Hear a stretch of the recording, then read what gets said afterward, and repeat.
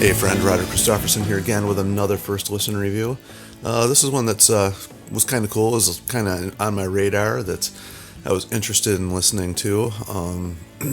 Although I was kind of like wondering exactly what it was going to sound like, because this is one of those albums that I got way back when it first came out, and I believe it was '87 was the original release, and I love that album. I've actually done an Overlooked Gems on this one, and the original that is, so I was really interested in hearing what this was going to sound like. It is the band Bonfire, and they have redone several of their albums, 3 so far, with their new singer and new lineup. This one is Fireworks, just came out today, September 22nd, and so just diving right in. Well, actually, I'm not going to dive right in. If you guys don't know who this band is, this is one of those bands that more people should know, I think. They've gone through like 1 million people in their lineup.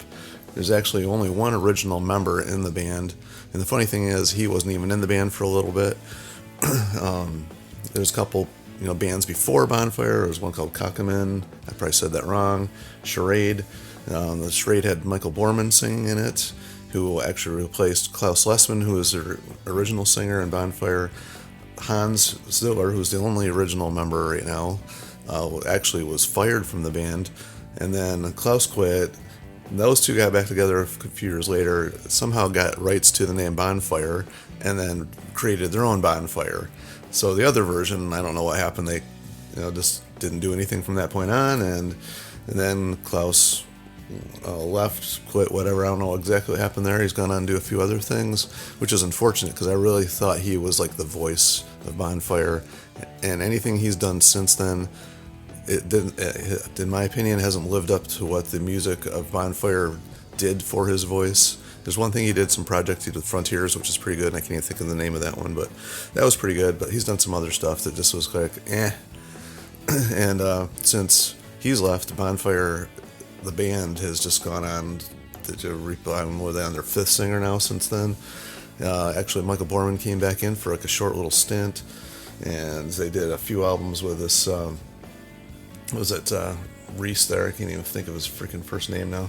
But, and they have done some like redoings of songs back in the past.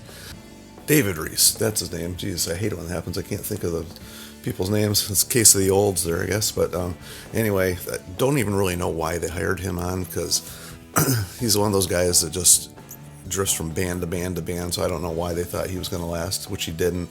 And they did like a couple albums with him. One was a bunch of just remakes of the old songs, so this isn't the first time they've done that.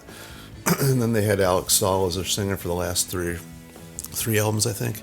Anyway, so they're in the middle of re-recording these other albums when, for whatever reason, he's not with the band anymore. So they have a new singer.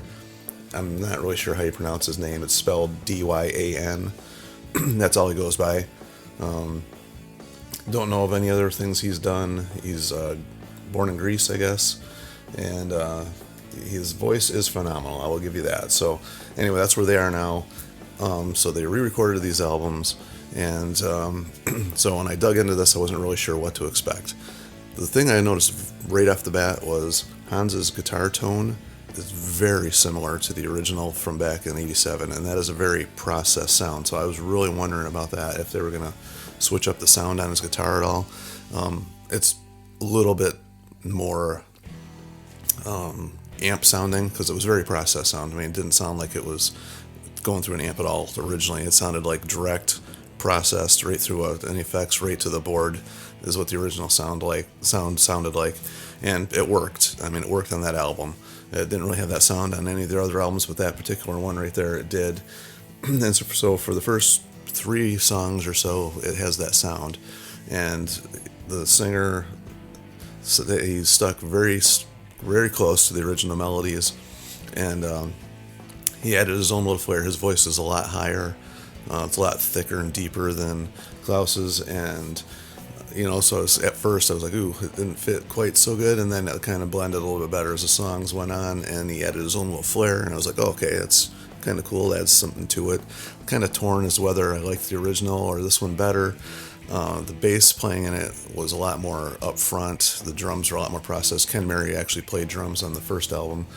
Never really an official member, but he was filled in when they lost their drummer on that one. They've gone through a lot of members, let me tell you. And but anyway, so the first three songs are pretty close to the original, and then it starts to drift a little bit more after they get into it a little bit. Some of the songs start taking on a little bit different feeling. Like Champion, I'll say four after. So the Ready for Action, Nevermind, Sleeping Alone, and Champion are all fairly close to the originals. Like I said, the singer there adds a little bit more of his own stuff, a little bit here and there. But once it gets to like Don't Get Me Wrong, Sweet Obsession, and especially Rock Me Now, like they get heavier. The sound of the song changed completely, and his singing is a lot more aggressive. He's going for a lot more high notes in those songs. And actually probably prefer that version of the song to the originals, because this is one of those albums that's got like amazing songs. They're great, but some of the weaker songs were weak, and so it goes from really top notch to like and for me, Don't Get Me Wrong and Sweet Obsession and Rock Me Now were all kind of like but on this version I like them better. So but then it gets to American Nights, and it's like, man, there's a lot of keyboards. I did notice a little bit more keyboards, up until this point, but there's a lot more keyboards in American Nights. That song actually is a little bit more wimpy than the original, and did not like that one even close to what the original one was. And then, of course, there's Fantasy, which was kind of one of those other weaker ones, which actually sounds better on here again. Give It a Try was kind of like mid-tempo type, ballady type song. Never cared for it before. This one didn't do much for me either. And then it ends with Cold Days, which was just kind of like another song that was never, amazing. It was good, but it wasn't like one of the standout tracks. But first four, really cool. The rest, then the next three were probably better. And then after that, it was just kind of like whatever. So I would say up through track 7, I enjoyed it. Everything from that point on was just kind of like, I don't know. So anyway, here's a quick rundown of it. More people should know this band. They're a really good band.